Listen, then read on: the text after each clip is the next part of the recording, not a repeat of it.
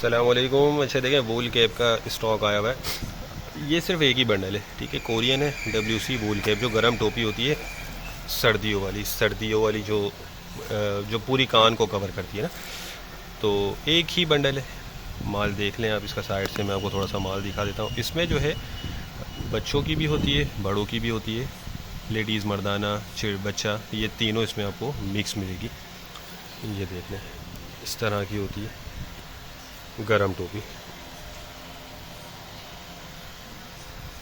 ठीक है। Condition, quality, हर चीज़ बेहतरीन है इसकी। कोरियन कंपनी का है ये, और सिर्फ एक ही बंडल है। 80 किलो इसका वज़न है। जिसको भी चाहिए वो रब्ता कर ले। ये देखिए, इसमें ये देख लें, ये लेडीज़ है जो आगे से कैप स्टाइल में, और ये पूरी इसको कवर करती है कान को। चीज़ बहुत ज़बरदस्त है। बाकी ये कि बंडल सिर्फ एक ही है। रेट इसके डिस्क्रिप्शन में दिए गए हैं, जिन भाई को चाहिए तो वो रब्ता कर लें। इसमें बच्चे की भी निकलती है। अच्छा, कुछ इसमें ये ब्रांड वगैरह भी निकल आते हैं बाज़ औक़ात। तो अच्छा देखें, ये प्री लव्ड आइटम है, न्यू नहीं है, ये जहन में रखिएगा।